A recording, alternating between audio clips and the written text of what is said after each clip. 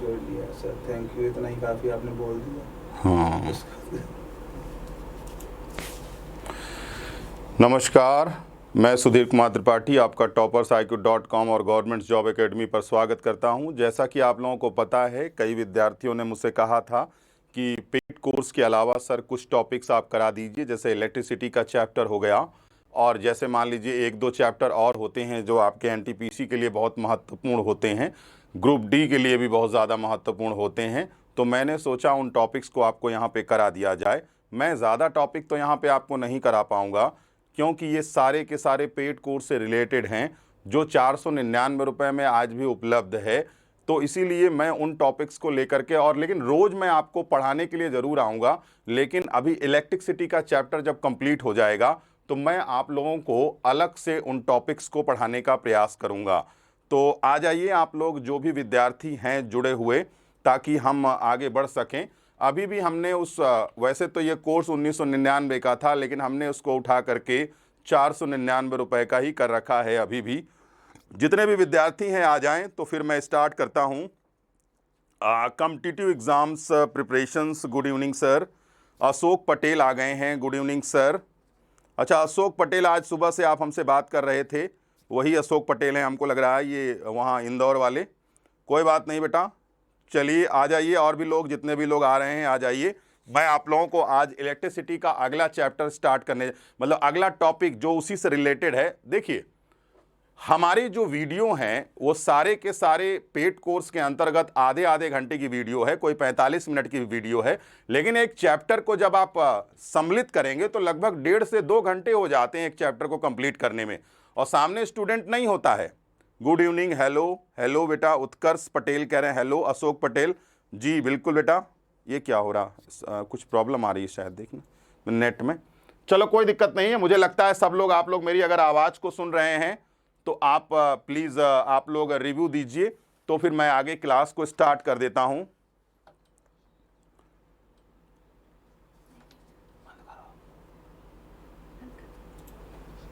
चलिए देखिए, ठीक है, तो चलो, मुझे लगता है थोड़ा सा कुछ टेक्निकल प्रॉब्लम है, उसको सॉल्व करते हैं और फिर उसके बाद हम इसको फिर से स्टार्ट करते हैं। शायद इसमें देखना कुछ प्रॉब्लम तो नहीं हो गया।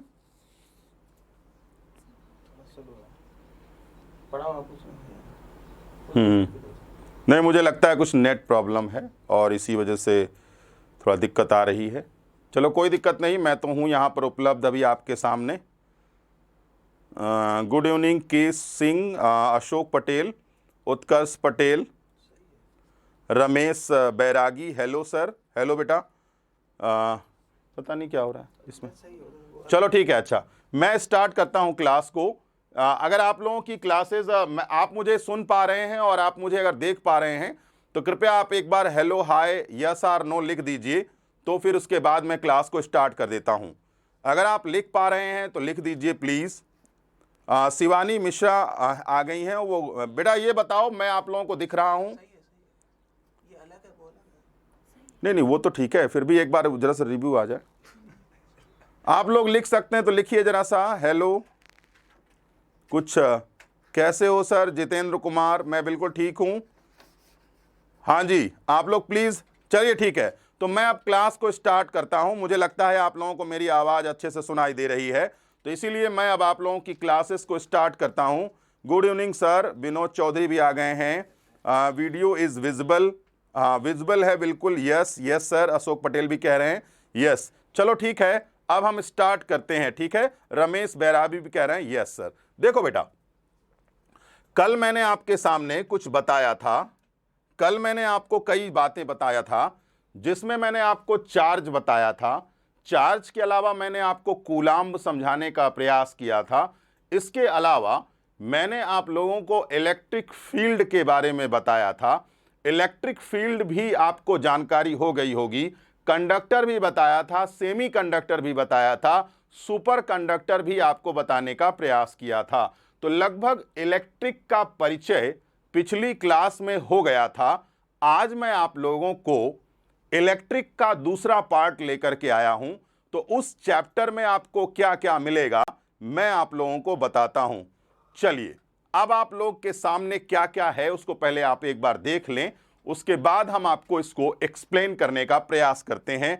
चलिए आगे बढ़ते हैं। देखिए बेटा, आज मैं आप लोगों को पढ़ाऊंगा इलेक्ट्रिक करंट और इसके अलावा परिचय प्रकार। आज मैं आप लोगों को इलेक्ट्रिक पोटेंशियल पढ़ाऊंगा, जिसे हम विद्युत विभव कहते हैं। पोटेंशियल डिफरेंस पढ़ाएंगे, जिसे हम विभवांतर के नाम से जानते हैं। इसके अलावा मैं आपको ओम का नियम समझाऊंगा। इसके अलावा मैं आप लोगों को स्पेसिफिक रेजिस्टेंस भी बताऊंगा। विद्युत चालकता क्या होती है, विशिष्ट चालकता क्या होती है, ये सभी जानकारी मैं आज आप लोगों को क्लास के दौरान देने वाला हूं। तो सबसे पहला जो स्लाइड आने जा रहा है आपके सामने, उसको ध्यान से देखिए और आपको आगे समझाने का प्रयास करते हैं। चलिए देखिए अगला स्लाइड। देखिए बेटा, आपके सामने करंट है। मैंने आपको कल ही एक चीज बताई थी और समझाने का प्रयास भी किया था। क्या? इलेक्ट्रिक करंट और इलेक्ट्रॉन के फ्लो होने का डायरेक्शन अपोजिट होता है। जैसे मान लीजिए ये इलेक्ट्रिक करंट बह रही है, मान लीजिए ये इलेक्ट्रिक करंट है, तो मालूम है जो उस परिपथ यानी जो आपका सर्किट होता है, उसमें जो इलेक्ट्रॉन होते हैं वो अपोजिट डायरेक्शन में मूव करते हैं या गमन करते हैं। मैं आपको यहां यह समझाने जा रहा हूं विद्युत धारा क्या होती है, यानी इलेक्ट्रिक करंट क्या चीज होती है। करंट कभी ना कभी आपको मारा होगा, कुछ झटके के साथ आप उस करंट को महसूस किए होंगे। तो ध्यान रखिएगा, जिस दिशा में धारा बहती है, विद्युत धारा, उसके विपरीत दिशा में इलेक्ट्रॉन प्रवाहित हुआ करते हैं। यह भी याद रखिएगा आप लोग। आगे बढ़ते हैं। करंट को हम किससे डिनोट करते हैं? तो बेटा याद रखना, करंट को हम I से डिनोट करते हैं, यानी विद्युत धारा को किस सिंबल के द्वारा यहां पर अंकित किया जाता है, तो विद्युत धारा को I के द्वारा अंकित किया जाता है। आपको मालूम होना चाहिए, कभी भी ध्यान रखिएगा, जब कभी भी इलेक्ट्रिक करंट की बात आती है तो हमेशा चार्ज जरूर होगा, आवेश जरूर होगा। तो यह भी ध्यान रखिएगा, विद्युत धारा किसके कारण उत्पन्न होती है, तो विद्युत धारा आवेश के कारण उत्पन्न होती है। तो आपको मालूम होना चाहिए, विद्युत धारा हमेशा चार्ज और टाइम के अनुसार ही ज्ञात की जा सकती है। आप जानते हैं, मान लो ये इलेक्ट्रिक करंट है, यहां से यहां तक हो करके आपको गुजरती है, तो आप जानते हैं अच्छे तरीके से, जब यहां से यहां तक इलेक्ट्रिक करंट या विद्युत धारा बहती है तो इसको समय लगता है। तो कुल मिलाकर के चार्ज पर unit time is known as electric current. Yes कनारे कह रहे हैं, सर बड़े दिन बाद आए। हम हमेशा आते रहते हैं, आज भी हम आपके सामने हैं। देखते रहिए, पढ़ते रहिए। ध्यान रखिएगा बेटा, धारा हमेशा आवेश के कारण उत्पन्न होती है और धारा और इलेक्ट्रॉन की दिशा सदैव विपरीत होती है। दूसरी चीज आपको जानना होगा कि चार्ज पर यूनिट टाइम, आवेश प्रति समय को ही हम लोग विद्युत धारा के नाम से जानते हैं। यह देखिए आपके सामने लिखा हुआ है, धारा बराबर आवेश बटे समय। अब देखो, मैंने आपको कल की क्लास में एक बात बताई थी, अगर आपको याद हो तो। अगर मैं आपको याद हो तो मैंने बताया था, यह बताओ चार्ज कैसा क्वांटिटी है, सदिश है या अदिश है? तो मैं आपको बताना चाहता हूं, चार्ज एक अदिश राशि है, यानी आवेश एक अदिश राशि है। लेकिन यह बताओ विद्युत क्षेत्र कैसा क्वांटिटी है? तो याद रखना, विद्युत क्षेत्र एक सदिश राशि है, यह भी ध्यान रखिएगा। लेकिन धारा कैसी राशि होती है? तो धारा एक अदिश राशि है, धारा एक स्केलर क्वांटिटी होती है। याद रखिएगा इस बात को।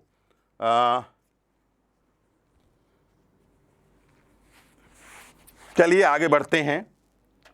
आप लोगों को मालूम, कोई कहता है विभवांतर के कारण, नहीं बेटा, आप लोगों को मालूम होना चाहिए। इंदौर ओशियन एकेडमी, हाँ जी बिल्कुल, मनफूल या पटेल हैं। हाँ जी बेटा, देखो इधर, हमारे कहने का मतलब यह है कि विद्युत धारा चार्ज और टाइम के, चार्ज को टाइम से डिवाइड कर दीजिए, आपको विद्युत धारा मिल जाएगी। बेटा एक बात बताओ, ये सर्किट है, आप जानते हैं इस सर्किट में एक स्विच होता है, वायर होता है और एक बल्ब लगा दिया जाता है। आपको मालूम होना चाहिए सर्किट में हमेशा करंट प्रवाहित होती है, विद्युत धारा प्रवाहित होती है। तो इसीलिए अगर आपको करंट ज्ञात करना है तो चार्ज को टाइम से डिवाइड कर दीजिए, आपको विद्युत धारा मिल जाएगी। तो इसका मतलब यह हुआ कि विद्युत धारा का मात्रक किससे डिनोट होता है? एम्पियर से डिनोट करते हैं। ये देखिए एम्पियर। और हां, विद्युत धारा को मापने के लिए अमीटर का प्रयोग किया जाता है। यानी अगर हमें इलेक्ट्रिक करंट मापनी है तो हमें किस चीज का प्रयोग करना होगा? तो हमें प्रयोग करना होगा अमीटर का। देखो बेटा, विद्युत धारा के बंद परिपथ को विद्युत परिपथ कहा जाता है। देखिए यहां से यह परिपथ शुरू होता है और यह सर्किट जब कंप्लीट हो जाता है तो हम इसे क्लोज्ड सर्किट के नाम से जानते हैं।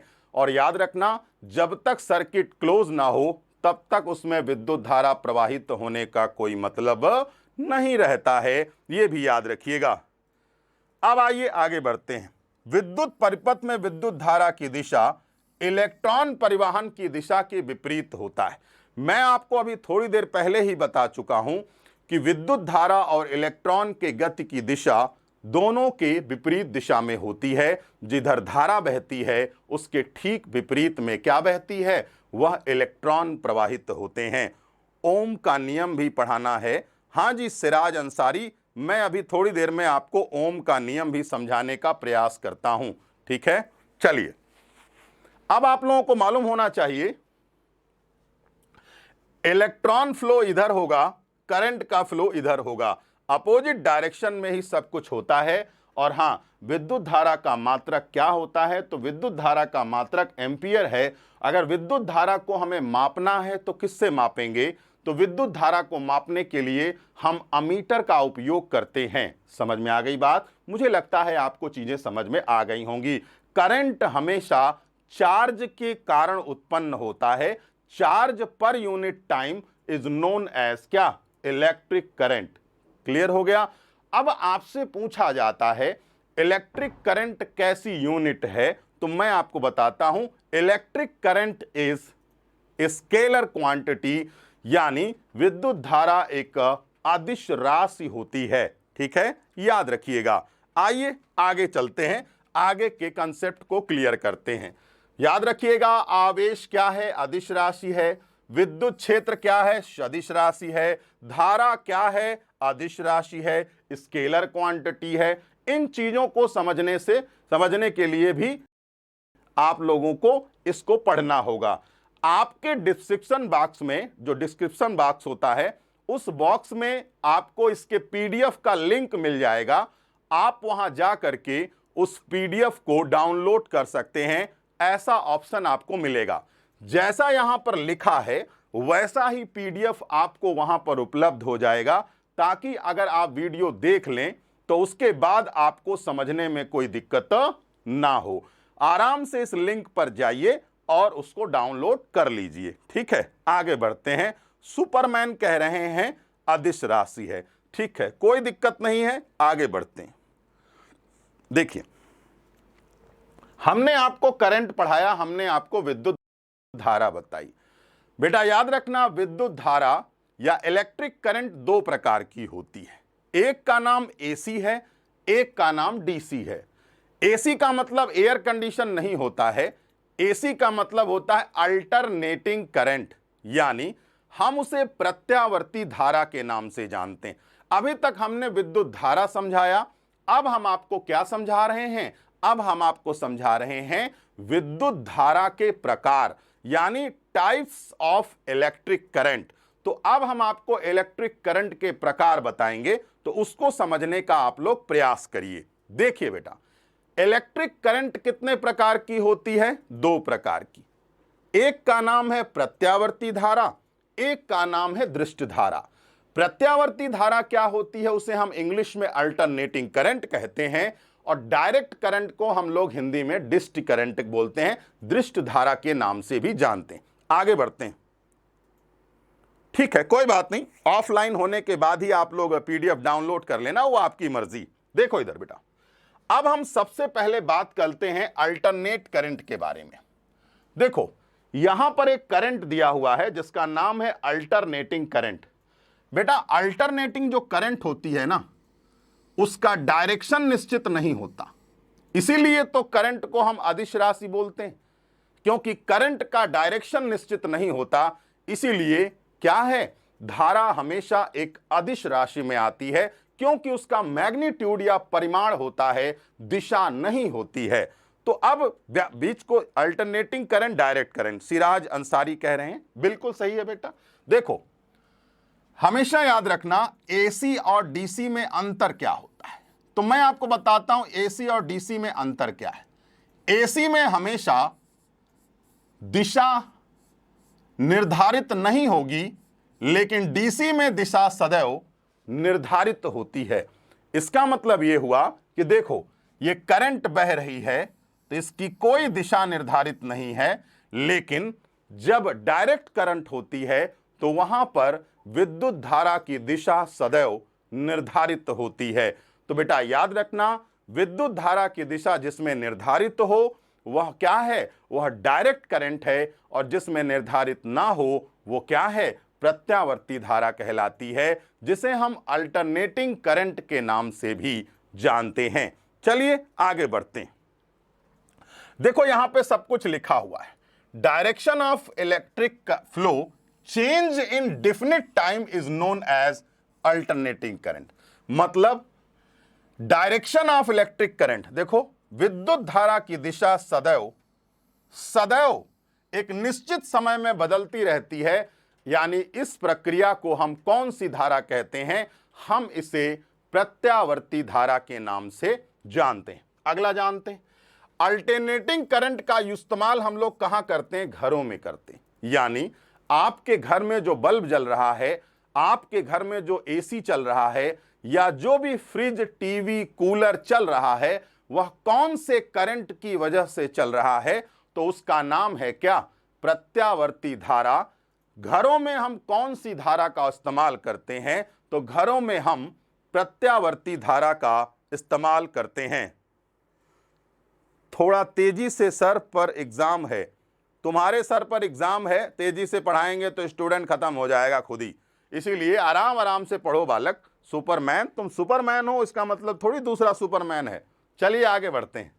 देखो बेटा, आप लोगों को पता होना चाहिए alternating current produced in electric power system. मतलब आप जानते हैं जब कभी आपके यहां इलेक्ट्रिक चली जाती है तो आप पावर हाउस में फोन करते हैं, उस पावर हाउस में कौन सी करंट को उत्पन्न किया जाता है, उसका नाम क्या है, अल्टरनेटिंग करंट। अल्टरनेटिंग करंट को power house electric power system में उत्पन्न किया जाता है और फिर वो आपके घरों में भेजा जाता है। ध्यान रखिएगा। आगे बढ़ते हैं। भारत में 50 हर्ट्ज की फ्रीक्वेंसी को इस्तेमाल किया जाता है, यानी इंडिया में कितने हर्ट्ज की फ्रीक्वेंसी वाली करंट को प्रोड्यूस किया जाता है, तो 50 हर्ट्ज को इस्तेमाल किया जाता है। लेकिन अगर मैं अमेरिका की बात करूं तो वहां पर लगभग 60 हर्ट्ज फ्रीक्वेंसी की इलेक्ट्रिक करंट को प्रोड्यूस किया जाता है, जबकि भारत में कुल 50 हर्ट्ज फ्रीक्वेंसी की धारा का उपयोग किया जाता है। याद रखना बेटा, बहुत आसान है, इसको समझने का प्रयास करिएगा। विद्युत धारा की दिशा सदैव परिवर्तित होती है, तो वह धारा कौन सी हुई, प्रत्यावर्ती धारा, और जिसमें दिशा परिवर्तित नहीं होती है वह कौन सी धारा हुई, डायरेक्ट करंट हुई। हम अपने घरों में कौन सा करंट इस्तेमाल करते हैं, नाम है उसका अल्टरनेटिंग करंट इस्तेमाल करते हैं, और दृष्ट धारा को हम एक जगह से दूसरी जगह पहुंचाने में करंट का उपयोग करते हैं, ताकि करंट का लॉस कम हो सके।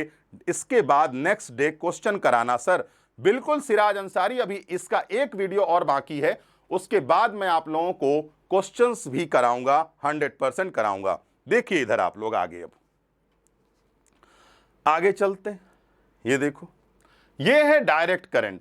सिंपल सा कंसेप्ट है, इसमें कोई डायरेक्शन बदल नहीं रहा है, इसीलिए हम इसको डायरेक्ट करंट के नाम से जानते हैं। प्रत्यावर्ती धारा में ऊर्जा का ह्रास कम होता है, और दृष्ट धारा में ऊर्जा का ह्रास अधिक होता है। याद रखिएगा, एनर्जी हमेशा अल्टरनेटिंग करंट में कम लॉस होती है, लेकिन डायरेक्ट करंट में एनर्जी का लॉस बहुत बढ़ जाता है। यह भी आप याद रखेंगे ताकि आपको एग्जाम में क्वेश्चन में दिक्कत ना हो।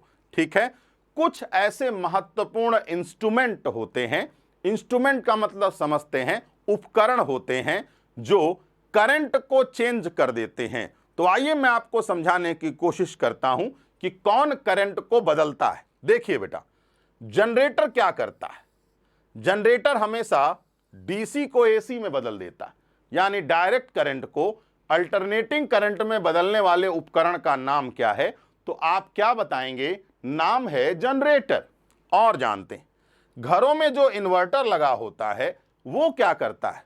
वो भी डायरेक्ट करंट को अल्टरनेटिंग करंट में बदल देता है। एग्जाम में आया हुआ है, ध्यान रखिएगा इस बात को। और जानते हैं, आप जानते हैं जो ट्रांसफार्मर होता है, ट्रांसफार्मर आपको पता होना चाहिए, ट्रांसफार्मर हमेशा वोल्टेज कम या ज्यादा को पहुंचाता है। यानी जैसे मान लो वोल्टेज हाई आया तो उसको लो कर देगा, लो है तो हाई कर देगा। मतलब कुल मिलाकर के ट्रांसफार्मर जो होता है वह एसी को किस में कन्वर्ट करता है? एसी में। बस अंतर सिर्फ यहां यह है कि यह लो से हाई या हाई से लो एसी में कन्वर्जन करता है। समझ में आ गई बात? ध्यान रखिएगा। और हां, ट्रांजिस्टर में एक चीज लगी होती है, उसका नाम है रेक्टिफायर। रेक्टिफायर क्या करता है? रेक्टिफायर करता है एसी को डीसी में बदलता है। बेटा याद रखो, तीन चीजें जो थी, जनरेटर, इन्वर्टर, ट्रांसफार्मर, ये क्या कर रहा था? यह डीसी को एसी और ट्रांसफार्मर एसी को एसी, लेकिन रेक्टिफायर क्या कर रहा था? एसी को डीसी में बदल रहा था।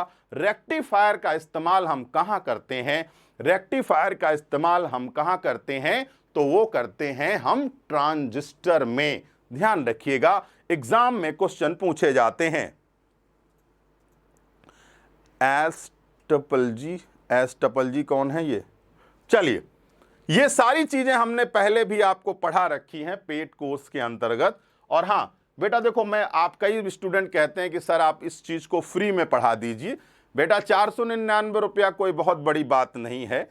देखो, YouTube पर कई चीजें संभव नहीं हो पाती हैं, रेगुलरिटी का बहुत बड़ा प्रॉब्लम आ जाता है। इसीलिए हमने इस कोर्स को इस तरीके से डिजाइन किया हुआ है कि आप इसको आराम से चाहो तो 10 दिन के अंदर लगातार वीडियो को देख करके आप इसको, विज्ञान को अपने मजबूत बना सकते हो। कई विद्यार्थी एक जगह पर, कई विद्यार्थी तो नहीं कहूंगा, एक विद्यार्थी मेरे पीछे लगा हुआ है, बेमतलब में लगा हुआ है। जैसे मैं आपको एक एग्जाम्पल देता हूं, मैं आपको यहां पर इलेक्ट्रिसिटी पढ़ा रहा हूं। अगर मैं उस इलेक्ट्रिसिटी को पढ़ा रहा हूं तो कल भी मैंने आपको लगभग आधे घंटे से ज्यादा पढ़ाया, आज भी मैं आपको आधे घंटे से ज्यादा पढ़ाऊंगा और कल भी मैं इलेक्ट्रिसिटी को आधे घंटे से ज्यादा पढ़ाऊंगा। तो लगभग ये आपका चैप्टर 1.5 से 2 घंटे में कंप्लीट हो जाएगा। इसका मतलब क्या हुआ? मेरे सामने स्टूडेंट नहीं है, मैं सिर्फ केवल आपको पढ़ा रहा हूं। तो 2 घंटा इलेक्ट्रिसिटी के लिए पर्याप्त माना जाता है। स्टूडेंट क्या कहता है कि आधे घंटे में वीडियो खत्म कर देते हैं। मैं आपको विश्वास दिलाना चाहता हूं कि हर चैप्टर को लगभग 1.5-2 घंटे में समाप्त किया गया, जैसे जैसे वह विद्यार्थी उस चीज को समझता जाता है। क्योंकि एक लंबा वीडियो आपको एक बोरिंग तरीके से समझ में आता है, लेकिन एक शॉर्ट वीडियो आपको अच्छे से समझ में आता है। इसीलिए हमने एक चैप्टर के कई पार्ट करके आपको समझाने का प्रयास किया है। क्या है सर? मैग्नेट को टेप रिकॉर्डर के पास क्यों नहीं रखा जाता? शुभम चौधरी, मैं आपको बताता हूं। टेप रिकॉर्डर के पास अगर आप मैग्नेट को रख देंगे तो आपको पता होना चाहिए फ्रीक्वेंसी गड़बड़ हो जाएगी और इस तरीके से आप उसका इस्तेमाल अच्छे से नहीं कर पाएंगे। मेन होती है फ्रीक्वेंसी, और फ्रीक्वेंसी अगर डिस्टर्ब हुई तो आप कैसे भी टेप रिकॉर्ड का इस्तेमाल नहीं कर सकते। सर ट्रांजिस्टर क्या होता है? तो बेटा याद रखना, ट्रांजिस्टर का नाम नहीं सुना होगा तो ट्रांजिस्टर का नाम 100% सुना होना चाहिए, क्योंकि ट्रांजिस्टर कई जगह इस्तेमाल होता है। जैसे मान लीजिए किसी टेप रिकॉर्डर में इस्तेमाल होता है, छोटा सा चिप की तरह इस्तेमाल होता है। तो कुल मिलाकर के ये सब इंस्ट्रूमेंट के नाम है जो ट्रांजिस्टर वगैरह हो जाते हैं। ट्रांसफार्मर भी एक इंस्ट्रूमेंट है, इन्वर्टर भी एक इंस्ट्रूमेंट है, ध्यान रखिएगा इस बात को, ठीक है। आगे रेक्टिफायर को हिंदी में क्या कहते हैं, शायद मैं नहीं बता पाऊंगा, मुझे खुद ही नहीं मालूम रेक्टिफायर को हिंदी में क्या कहते हैं। तो चलिए आगे के स्लाइड में चलते हैं बेटा। और रेक्टिफायर का इस्तेमाल हम ट्रांजिस्टर में करते हैं। हनु सिंगला आ गए हैं, कोई दिक्कत नहीं है, आगे बढ़ते हैं। अब आइए आपको क्षमता पढ़ाते हैं। तो आप कहोगे सर क्षमता क्या चीज होती है, तो आइए क्षमता पढ़ा देते हैं। मतलब आपके अंदर कितनी पावर है। तो आइए मैं आपको यह बताने जा रहा हूं कि आखिरकार पावर का मतलब क्या होता है। आखिरकार मैं आपको यह बताने जा रहा हूं कि किस तरीके से चार्ज को एक जगह से दूसरी जगह लाया जाता है। जैसे मान लीजिए आप अपने घर में हैं, आप अपनी कोचिंग में हैं। तो आप अपने घर में हैं लेकिन आप चल करके कहां गए, कोचिंग गए। तो इसका मतलब आपने अपने घर से कोचिंग तक चलने में कुछ काम किया होगा। सर एम्पलीफायर क्या होता है? अरे बेटा एम्पलीफायर हो सब चीज कन्वर्ट करने का काम करता है। आपको मालूम होना चाहिए माइक्रोफोन होता है, माइक्रोफोन क्या करता है, साउंड को इलेक्ट्रिकल एनर्जी में कन्वर्ट करता है।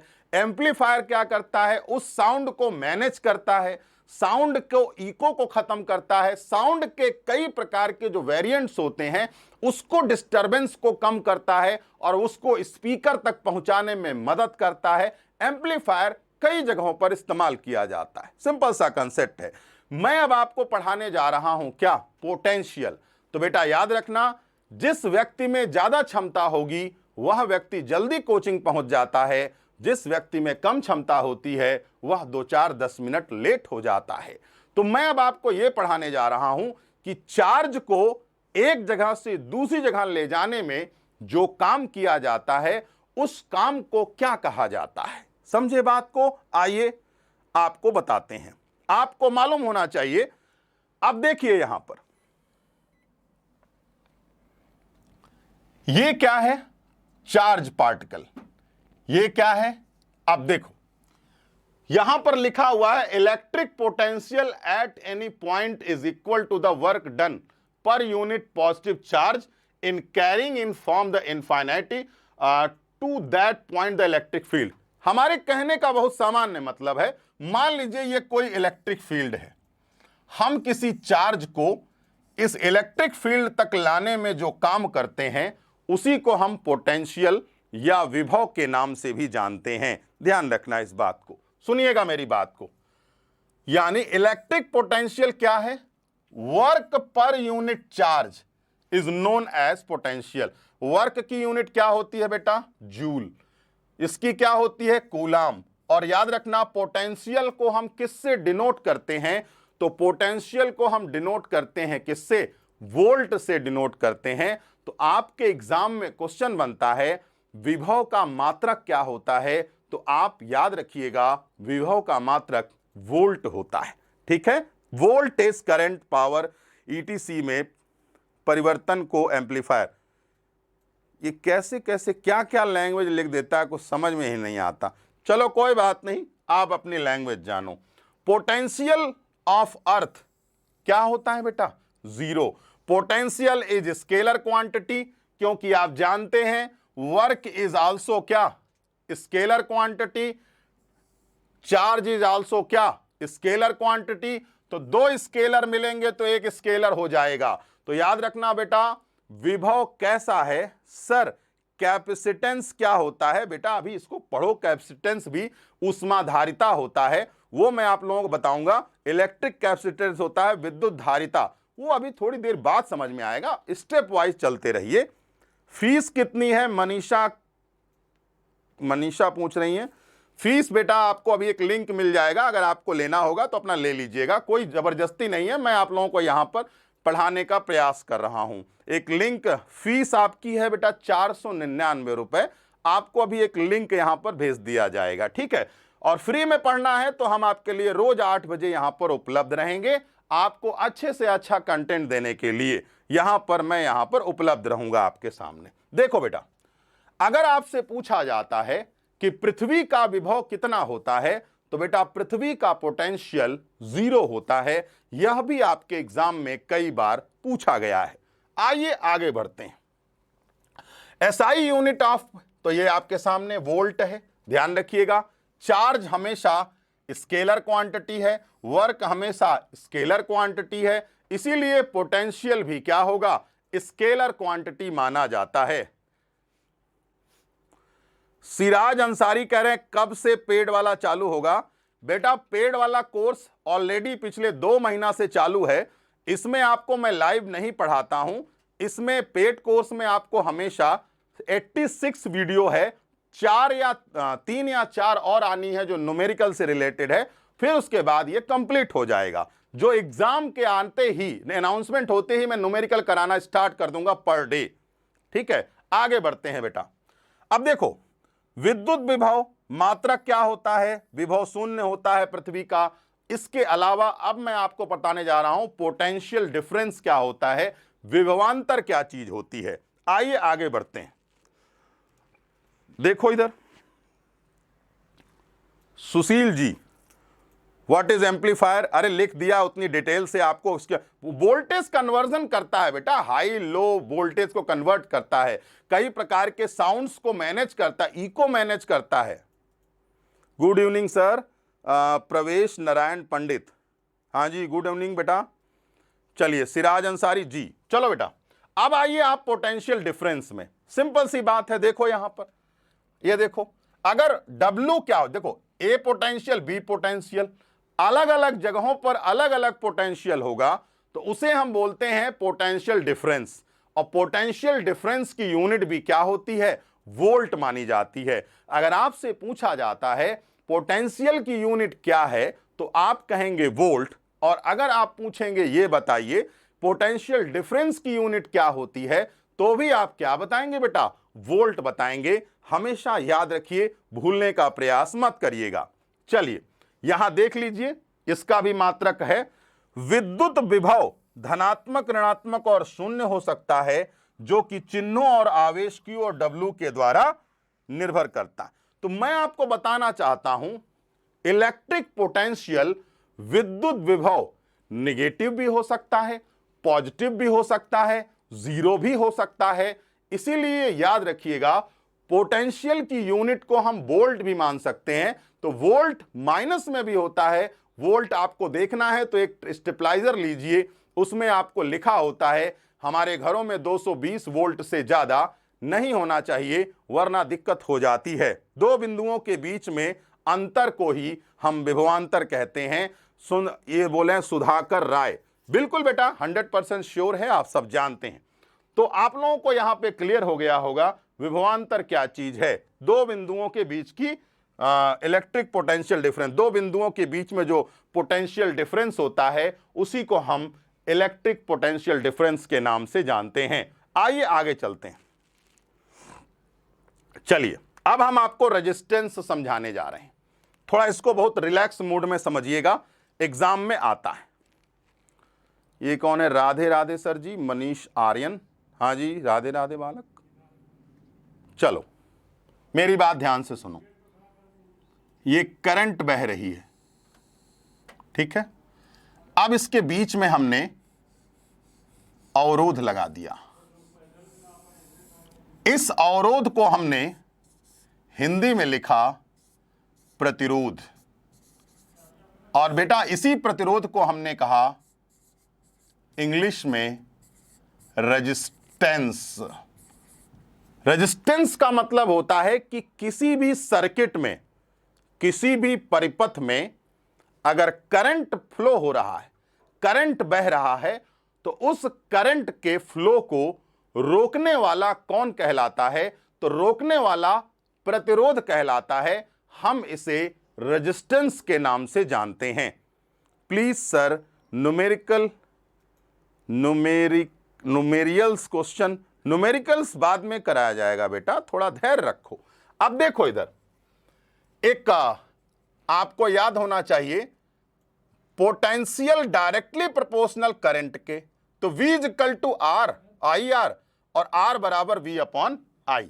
अब देखिए, where R is constant is known as resistance of wire. किसी भी तार के प्रतिरोध को किससे डिनोट किया जाता है? तो बेटा याद रखना, किसी भी तार के प्रतिरोध को हम R से डिनोट करते हैं, यानी R से हम इंडिकेट करते हैं। V is equal to I R. V मतलब क्या हुआ?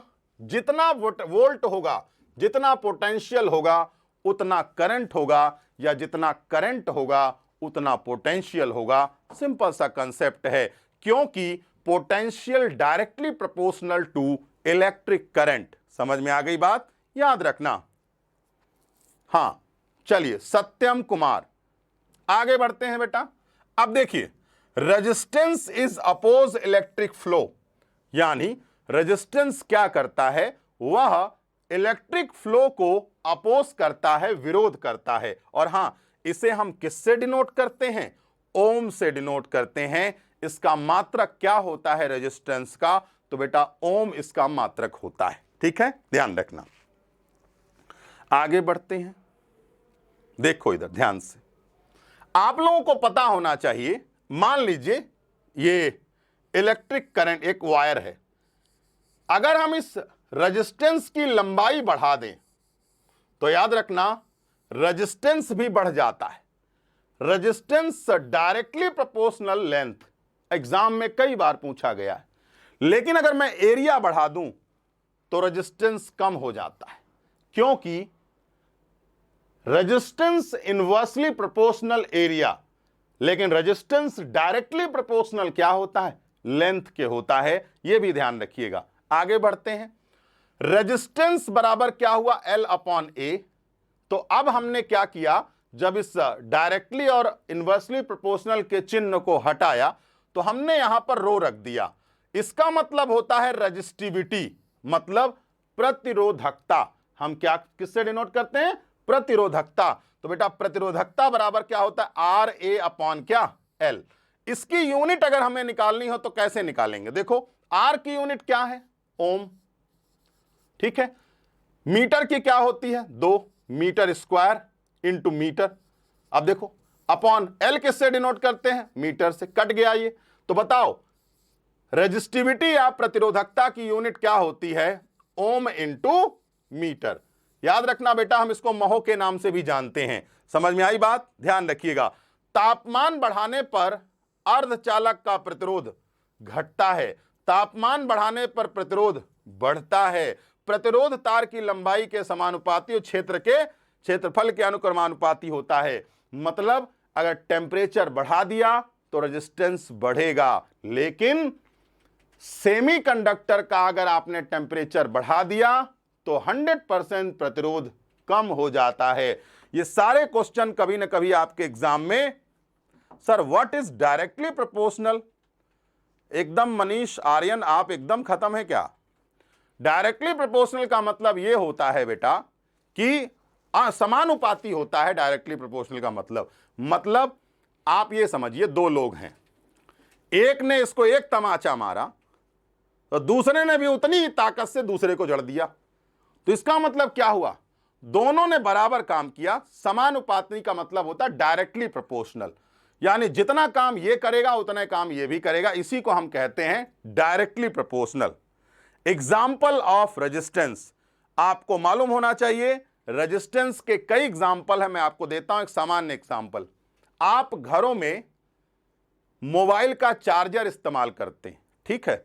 उस चार्जर को देखो, उस चार्जर के आगे हुड लगा होता है और पीछे एक पतली सी पिन होती है जो आप मोबाइल में लगा देते हैं। आपको बेटा अगर मैं कहता हूं उस हुड को काट दीजिए और तार को डायरेक्ट लगा दीजिए और अपने मुंह में उसको लगाइए, जो करंट है जहां पे आप मोबाइल का चार्जर लगाते हैं, आपको आनंद ही आनंद आएगा जिसकी आप कल्पना नहीं कर सकते हैं। तो बेटा एक बात याद रखना, उस हुड में क्या लगा होता है जो चार्जर में ऊपर की ओर होता है? उसमें रेजिस्टेंस होता है जो करंट को कम करता है ताकि आपके मोबाइल में ब्लास्ट ना हो, ताकि मोबाइल में करंट की मात्रा ज्यादा ना जा पाए। ठीक है, याद रखिएगा। चलिए आगे बढ़ते हैं। हम इसको प्रतिरोधकता कहते हैं, यूनिट्स आपको मैंने समझाया है। अब इधर देखो, सिंपल सा कंसेप्ट है। विद्युत चालकता रेजिस्टेंस के क्या होती है? विद्युत चालकता का मतलब क्या हुआ मैं बताता हूं। अगर मान लो इलेक्ट्रिक करंट बढ़िया बह रही है, हमने प्रतिरोध लगा दिया, तो क्या होगा? तो इलेक्ट्रिक करंट बहना कम हो जाएगा। इसका मतलब रेजिस्टेंस और विद्युत चालकता में विपरीत संबंध होता है, विपरीत संबंध होगा, ध्यान रखिएगा। समझ में आई बात? यानी जहां भी रेजिस्टेंस आ जाएगा वहां पर वस्तु की कंडक्टिविटी में कमी आ जाती है। सिंपल सी बात है, रेजिस्टेंस बढ़ेगा तो कोई भी करंट बहने में उसको दिक्कत हो जाती है। ठीक है, आगे बढ़ते हैं। अब यह है स्पेसिफिक कंडक्टिविटी, जो क्या है? जो कि प्रतिरोधकता के व्युत्क्रमानुपाती होती है। यह आपके सामने यूनिट लिखा हुआ है, सीमेन पर मीटर होता है, इसकी यूनिट भी मालूम होगी आपको। सिंपल सा कंसेप्ट है, इसको देखिएगा। तो बेटा आज के लिए तो हम इतना ही रखेंगे, और अगली क्लास में आपको और भी बहुत बातें, यानी जो लास्ट क्लास कल की होगी जो कि इलेक्ट्रिक करंट से रिलेटेड होगी। तो सरिया करंट को रोकता है, सरिया करंट को रोकता है। कैसे? तू कब निकलता है लिखना, बोले कि रुकता है करंट को। क्यों समझ ही नहीं आ रहा है क्या बोला है चिंटू कुमार? सरिया करंट को रोकता है, कैसे जा तू कब निकलता है लिखना, बोले कि रुकता है करंट को। भैया देखो चिंटू कुमार, तुम्हारी लैंग्वेज हमारे समझ में नहीं आ रही है, क्योंकि तुमने इसको हमको लग रहा है हड़प्पा लिपि में लिख दिया है, और वो मुझे समझ में नहीं आ रही, क्योंकि हड़प्पा लिपि अभी तक पढ़ी नहीं जा सकी है। हाँ जी, चलिए आज के लिए तो इतना ही रहेगा, और आगे आपकी मर्जी, देख लीजिए क्या है क्या नहीं। आपको अगर कोई डाउट हो तो आप हमसे पूछ सकते हैं, और अगर आपको पेड कोर्स के बारे में थोड़ा सा भी इंटरेस्ट है तो आप एनटीपीसी अगर आप अपना क्रैक करना चाहते हैं तो आप इन नंबरों पर संपर्क करिए, लिंक आपको मिल जाएगा, आप उससे खरीद सकते हैं। और आज के लिए मैं आपसे धन्यवाद चाहूँगा और विदाई भी चाहूँगा। हाँ जी, कोई आपको डाउट हो तो आप हमसे प्रश्न कर सकते हैं, मैं आपके लिए उपलब्ध हूँ यहाँ पर। और जब मैं उपलब्ध नहीं रहूँगा तो फिर आप किससे प्रश्न पूछेंगे, इसलिए आप हमसे प्रश्न कर सकते हैं। चलिए फिर आज के लिए इतना ही रखेंगे। नमस्कार, धन्यवाद।